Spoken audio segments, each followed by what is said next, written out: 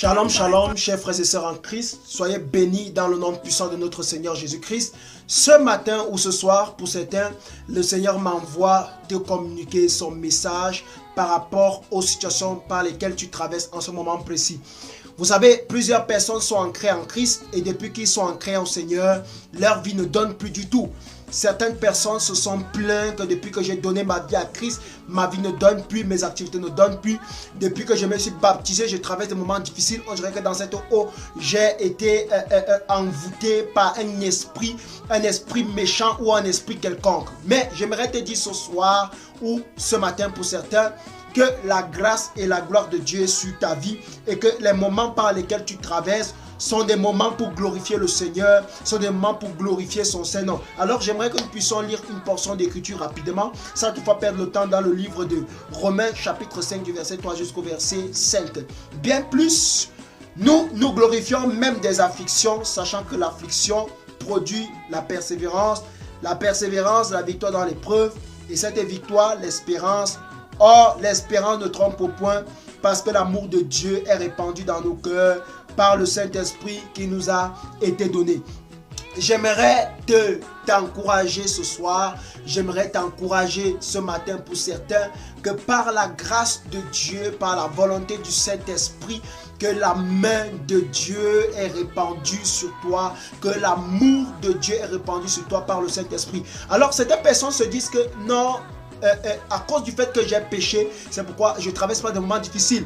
Alors il y a eu l'inceste dans ma famille, c'est pourquoi rien ne peut plus marcher dans notre vie, dans ma famille, dans le cadre personnel. Nous n'avons plus droit à quoi que ce soit. J'aimerais te dire que éloigne de toi cette mauvaise pensée, éloigne de ta vie cette mauvaise pensée.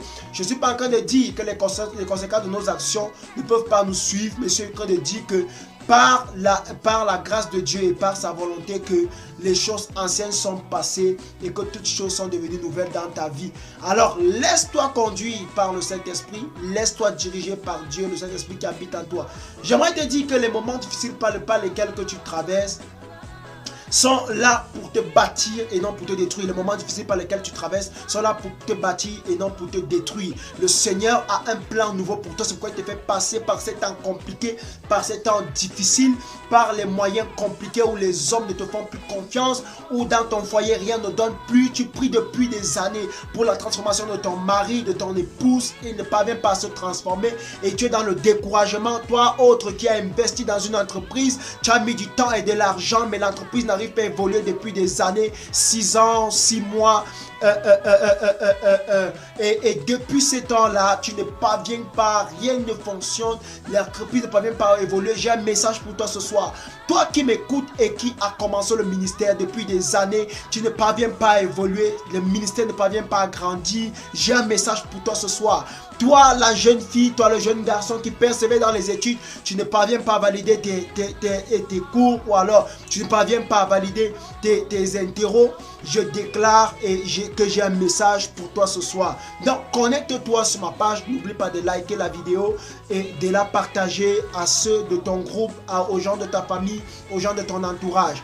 Pourquoi est-ce que nous sommes là ce soir? C'est pour te faire comprendre que l'amour de Dieu est sur toi. Et le Saint-Esprit, parce que l'amour de Dieu est sur toi, produit en toi quelque chose, produit en toi la victoire, produit en toi l'espérance, produit en toi la grâce et la bénédiction. Alors, la Bible dit dans le livre de Romains chapitre 5 que nous, en tant que chrétiens, nous devons nous réjouir dans l'affliction.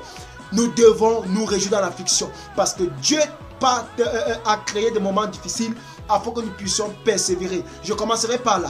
La Bible dit que Jésus-Christ, qui est un homme, s'est dépouillé. Il est venu parmi nous. Il est passé par des moments difficiles avant d'arriver à la gloire. Alors, si les éléments de la nature doivent mourir, si la semence doit mourir à terre, afin de produire des bons fruits, afin de produire des fruits en quantité, toi qui es sous le son de ma voix, tu ne peux jamais, je dis à grand jamais, produire grandement des choses sans passer par la mort, sans passer par la difficulté.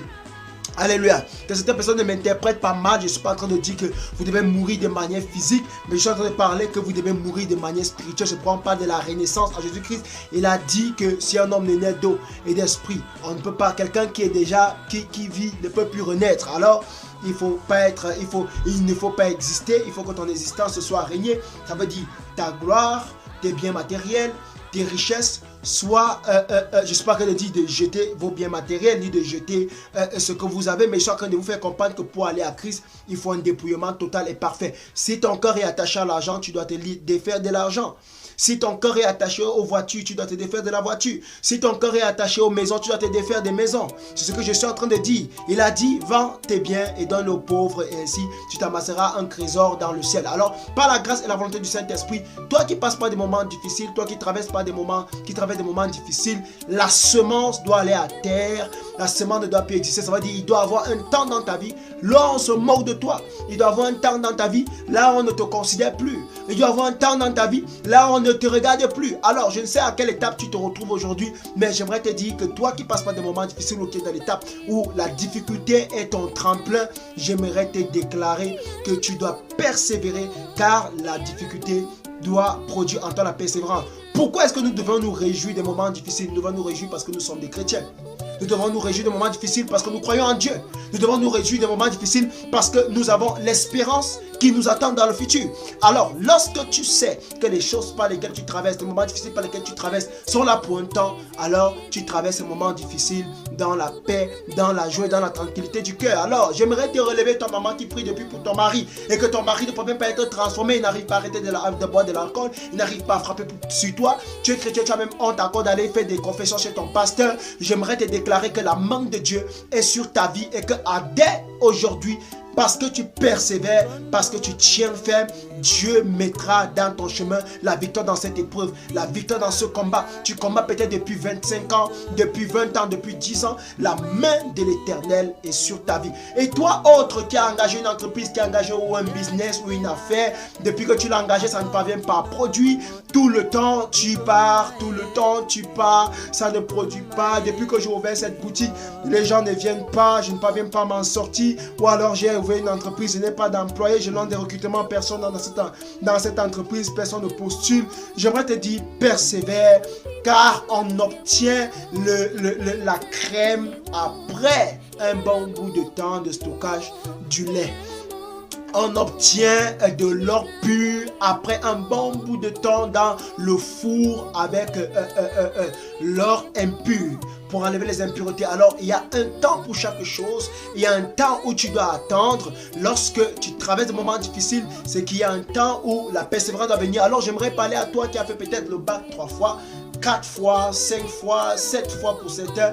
Vraiment, ne te décourage pas. Si tu as l'objectif, tu te dis, après mon bac, je serai ceci. Ne regarde pas à d'autres moyens. Lève-toi et prends courage, car je suis sûr que cette année sera ton année, que cette année, cet examen, Dieu te l'accordera. Alors, toi, autre personne qui prie depuis des mois, qui demande, Seigneur, je n'ai pas d'emploi, Seigneur, je ne parviens pas, n'arrête pas de prier parce que depuis tu postules, on rejette ton dossier. N'arrête pas de jeûner parce que depuis tu postules, on ne parvient pas à t'appeler. Mais continue dans cette bataille, continue dans ce combat.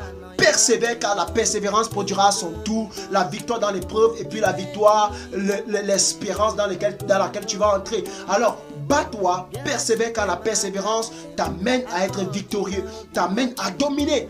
Bats-toi, tiens ferme, n'abandonne pas la prière, n'arrête pas d'aller à l'église parce que depuis tu as prié, tu demandes à Dieu de te donner un enfant, tu ne parviens pas à avoir d'enfant. N'arrête pas de prier parce que depuis que tu es en prière, tu déclares, oh Seigneur Dieu, accorde-moi la faveur et la main de trouver un emploi stable et bien rémunéré, d'avoir un bon couple. Ne t'arrête pas de prier parce que depuis tu pries et tu ne parviens pas à avoir un mari, même une personne ne parvient pas à te draguer. Ma soeur, ne baisse pas les bras, continue dans la prière, persévère dans la prière, Un temps viendra où Dieu te visitera. Un temps viendra où la victoire va se manifester. Un temps viendra où la crème montera en surface et que tu pourras puiser de cette crème et jouir et te réjouir dans le Seigneur. Ne baisse pas les bras, peu importe les moqueries, peu importe ce que les hommes et les femmes disent par rapport à toi, peu importe ton âge, peu importe là où tu es, peu importe ta stature physique, ta stature spirituelle. N'abandonne pas la prière, sois dans la prière,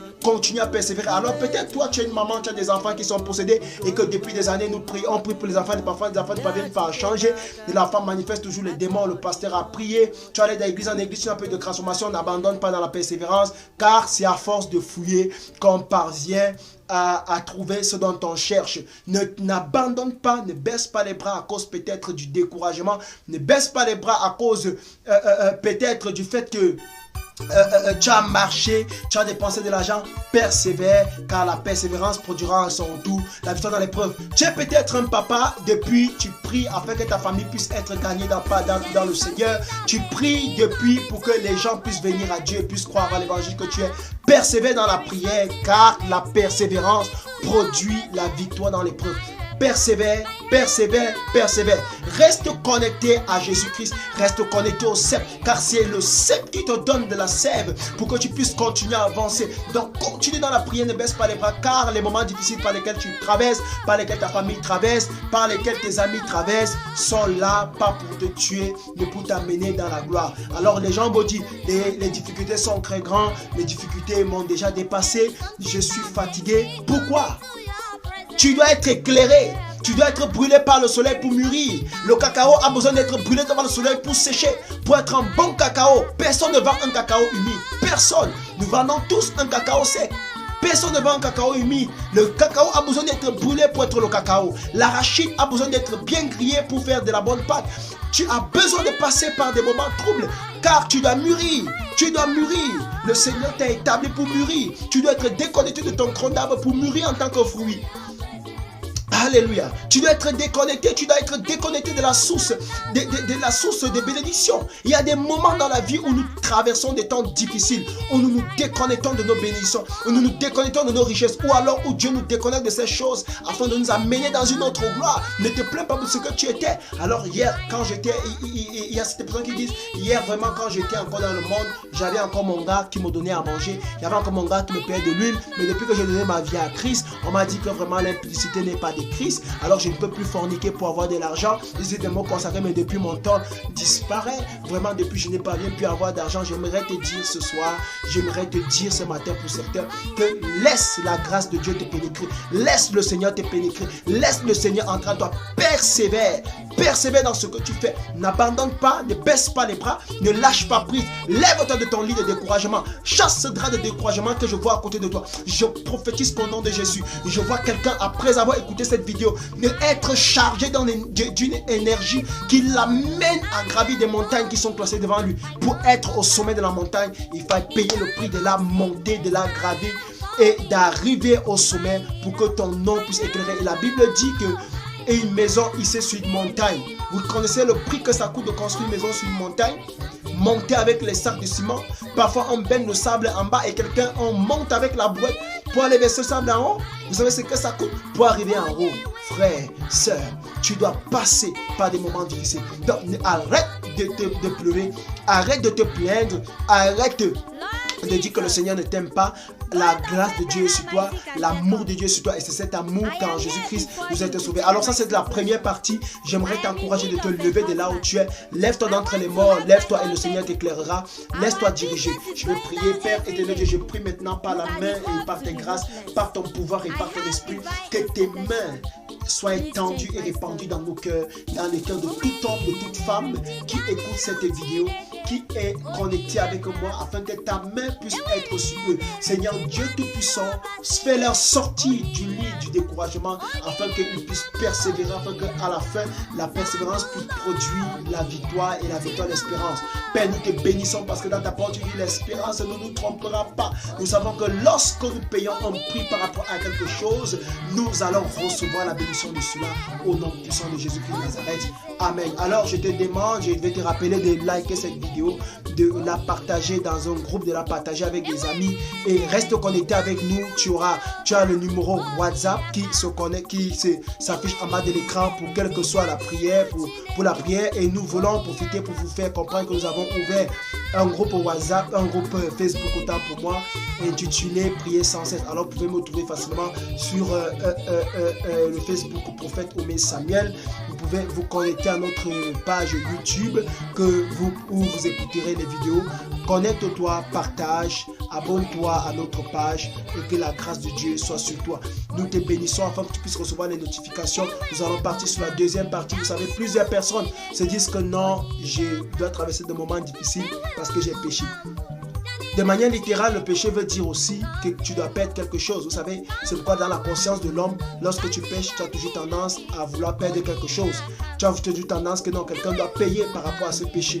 De la même manière que lorsque Adam et Ève ont péché, Dieu était obligé de faire payer un animal innocent par son sang et prendre les peaux pour les couvrir, pour couvrir leur péché, pour couvrir leur nudité. Vous savez, lorsqu'on pêche, on se met à nu. Lorsqu'on pêche, on s'expose aux maladies. Lorsqu'on pêche, on s'expose aux flèches mystiques. On s'expose aux malédictions. Donc, par la grâce de Dieu, nous allons prier et nous parlerons sur la justice de Dieu dans nos vies. Mais déjà, que la grâce de Dieu soit sur toi, soit connecté à nos pages. Abonne-toi afin d'avoir les notifications. Merci, shalom, shalom, que le Seigneur te bénisse.